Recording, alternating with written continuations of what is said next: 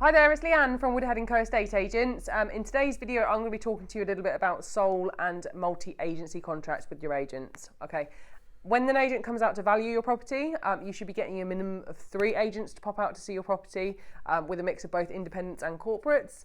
That way you have a good idea of a rough price that they'll be able to put on based on what the 3 agents have told you. Okay, with agencies, there's 2 different types of contracts mainly. The first one being a sole agency contract, where you would only put it on with 1 agent for a set period of time.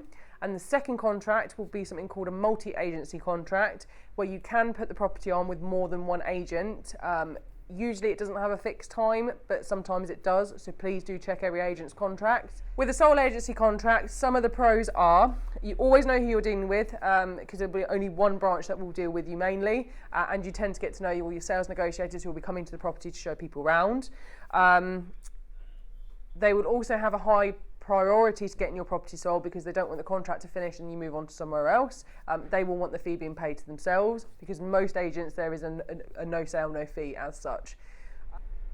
The second pro, when it comes to going sole agency, which is also a con for when a multi-agency, but the property will only appear on all the portals once. Okay, that means it will only be with that agent and therefore all the buyers come through to them, so there's no mixed messages. Whereas with a multi-agency contract, one of the cons are that the property will appear more times on the portals because you'll be selling with different agents. So for however many agents you have, the property will appear on the portals. Some people can see that as desperation, and other people can see it as more of a competitive term. So another pro to sole agency is that the fee tends to be a little bit cheaper rather than multi-agency tends to be a little bit more expensive. You also get a more personalised service, and again, touch on the first point that you always know who you're dealing with, so there is always a point of contact on that route. One of the cons for sole agency contracts could be their marketing strategy.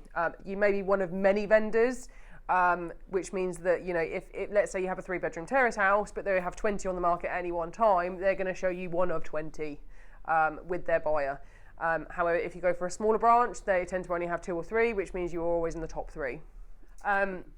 Moving on to multi-agency, one of the pros for multi-agency is agents like to compete against each other because it is a higher fee and they want to be the crown champion of selling your property. A con, which again I touched on earlier with the sole agency side of things when it comes to marketing, your property will appear on portals more than once.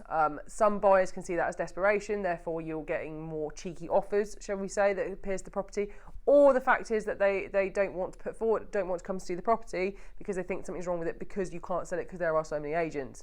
You know, that isn't, as we're aware, that isn't always the case, but some buyers can see it that way.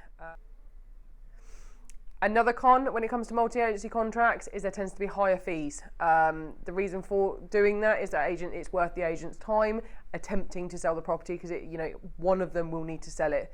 Therefore, it needs to be one of their worthwhile to do so.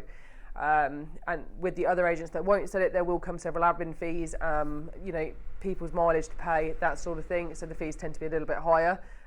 My advice when picking your agents, it all depends on your personal circumstance, but speak to your local people on Facebook, friends and family that have used agents in your area, and have a good idea of who they are. Also, when they come round, ask them what they feel their best selling points are. Every agent should be different and they shouldn't be sounding the same, and see who you get on with the most. Whoever you have the most faith in selling the property with is my strong advice to go with. But if you want any more advice, just give us a call at Woodhead Co branch and I'll be happy to help.